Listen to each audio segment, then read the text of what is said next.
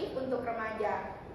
Hari ini kita akan membahas topik yang sangat penting, yaitu sadari atau pemeriksaan payudara sendiri, khususnya untuk remaja.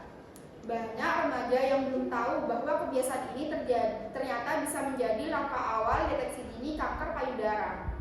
Untuk hari ini kita menghadirkan narasumber yang sangat kompeten, yaitu di sebelah saya ada Kak Inaya, seorang tenaga kesehatan sekaligus edukator remaja. Halo Kak, selamat datang di podcast ya. Halo semuanya, senang bisa berbagi di sini. Jadi, sadari adalah pemeriksaan payudara sendiri yang dilakukan secara rutin oleh perempuan untuk mendeteksi perubahan atau kelainan pada payudara sejak dini.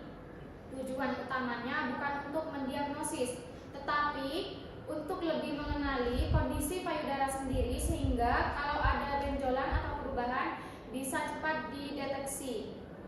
Nah, kebiasaan ini sangat penting mulai dari usia remaja. Menurut penelitian oleh Rahmadini tahun 2022 dalam Jurnal Pemberdayaan dan Pendidikan Kesehatan, edukasi sadari terbukti meningkatkan pengetahuan remaja secara signifikan, Kak.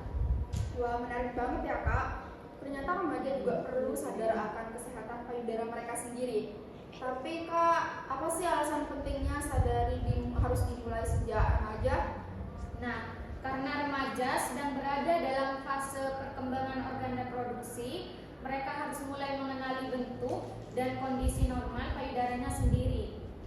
Dengan kebiasaan ini, mereka akan merasa lebih peka jika terjadi perubahan, Kak. Beberapa penelitian juga mendukung pentingnya edukasi sadari bagi remaja, seperti penelitian oleh Hanum dan Yulianti pada tahun 2024 dalam Jurnal Peduli Masyarakat yang menunjukkan bahwa edukasi dan simulasi sadari dapat meningkatkan kemampuan remaja dalam melakukan pemeriksaan dengan benar, Kak.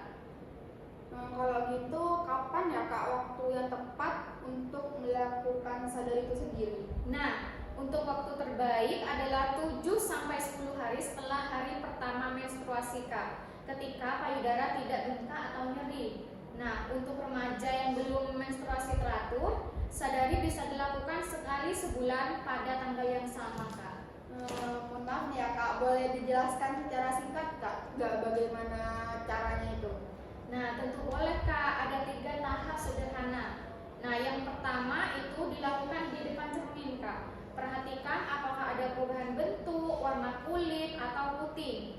Nah, yang kedua saat mandi nih atau berdiri. Gunakan 3 jari untuk meraba dengan pola melingkar, naik turun, atau seperti arah jarum jam.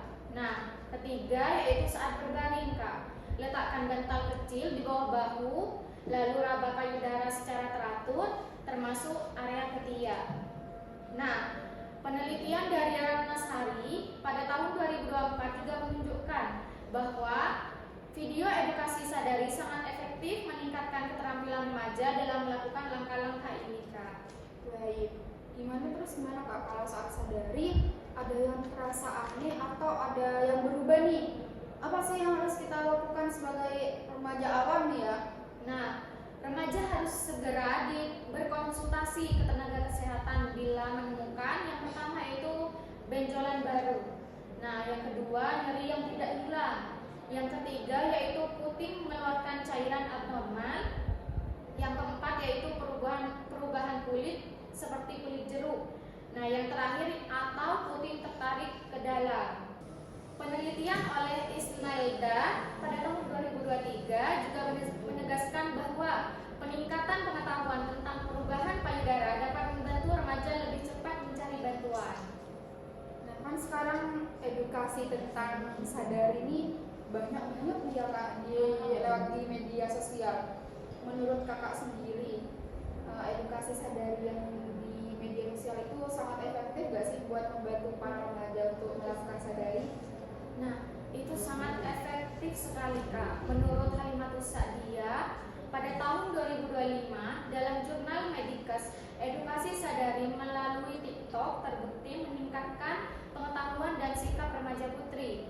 Jadi, media sosial bisa menjadi jembatan edukasi yang mudah dan ramah bagi remaja, Kak. Wah, luar biasa sekali penjelasan dari Kak Inaya ya. Mulai sekarang teman-teman remaja bisa banget mulai membiasakan diri melakukan sadari minimal sebulan sekali ya. Terima kasih kepada Kak Inaya sudah hadir dan berbagi.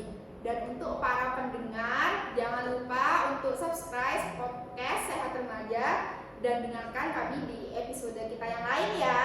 Sampai jumpa di episode berikutnya. Tetap sehat dan peduli dengan tubuh sendiri.